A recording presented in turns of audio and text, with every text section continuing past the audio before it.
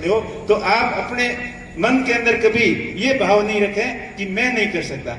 मुझे भी इस चीज का पश्चाताप है कि मैं जब 8वीं के अंदर गांव में पढ़ता था तो मेरी भी इच्छा थी कि मैं बाड़मेर की किसान हॉस्टल के में पढ़ूंगा, क्योंकि किसान हॉस्टल के बारे में सुनते थे।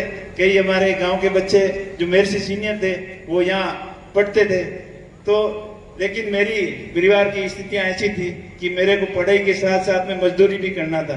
तो यहाँ बाड़मेर के अंदर कोई इंडस्ट्री एरिया था नहीं, तो मैंने सोच किया बालोद्रा, वहाँ औद्योगिक एरिया था, तो वहाँ जिगर और ये कपड़ा रंगाई छपाई का काम करके साथ साथ में मैंने 12वीं की और 10वीं तब तक गांव में ही कर ली थी। तो मेरा कहने का मतलब मेरा भी इस संस्थान से बहुत ज्यादा लगाव था। और उसके बाद में कॉलेज में पढ़ने का भी बहुत सपना था कि अच्छे कॉलेज में एडमिशन होगा, पढ़ाई करेंगे, लेकिन उस समय की आवश्यकता थी कि कैसे न कैसे नौकरी लग जाए। तो 10वीं करते ही फौज की भर्ती के पीछे पड़ गए और धीरे धीरे 12वीं होते ही फौज की भी नौकरी लगी, साथ में पुलिस की भी लगी। तो दोनों में सोच के वो पुलिस वाली ठीक है, इसमें जाते हैं। तो पुलिस की नौकरी ज्वाइन करने के बाद में फिर भी मन नहीं भरा।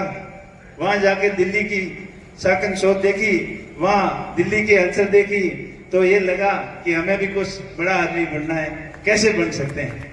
तो प्रयास किया। आशीष जी बैठे, मैं आपको बताना चाहूंगा मैंने भी वहाँ यूपीएससी की कोचिंग ज्वाइन की, क्योंकि जब तक 2-4 साल निकल गए थे प्राइवेट के रूप में, 12वीं के बाद में स्वयं पार्टी के रूप में मैंने ग्रेजुएशन भी यहाँ बाड़मेर कॉलेज से किया था, 2000 में कंप्लीट हुआ।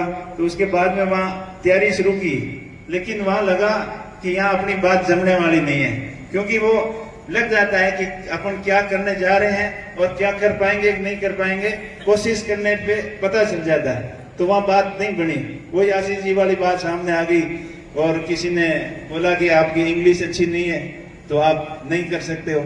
और फिर हिंदी भी बहुत बढ़िया नहीं थी, गांव के अंदर तो पढ़ाई जिस स्टैंडर्ड की थी, आजकल तो फिर भी स्टैंडर्ड काफी सुधरने जा रहा है। तो पहले के 10वीं में आए तब तक ABCD भी पूरी तरीके से नहीं लिखनी आती थी, और 10वीं में भी बाई ग्रेस पास हुए, 12वीं में बड़ी मुश्किल से पास हुए, लेकिन हिम्मत कभी नहीं आ रही।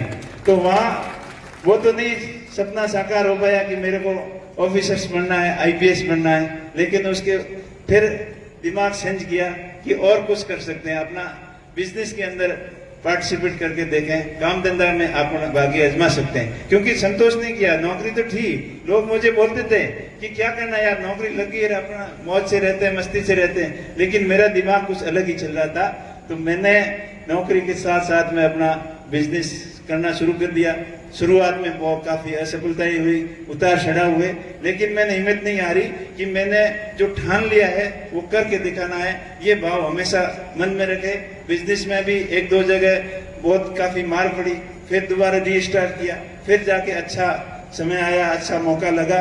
और हर एक प्रत्येक आदमी के जीवन में एक गोल्डन चांस जरूर आते हैं, लेकिन उसको अपन कैसे भुना सकते हैं, अपना कैसे सकते हैं, वो अपने खुद के ऊपर डिपेंड करता है। तो मुझे भी अच्छी काम धंधे की लाइन हाथ लगी और फिर नौकरी से रिजाइन कर दिया।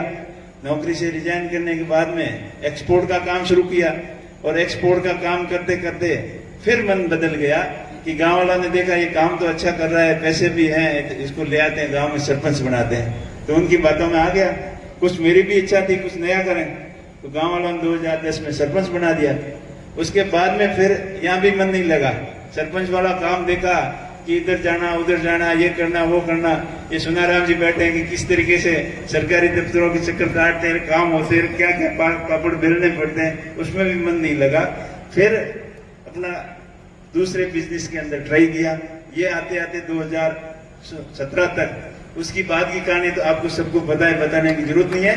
मेरा कहने का मतलब है आप निरंतर प्रयास करोगे तब आप जिंदगी में सफल होगे, और कभी असफलता से हताश नहीं हुए।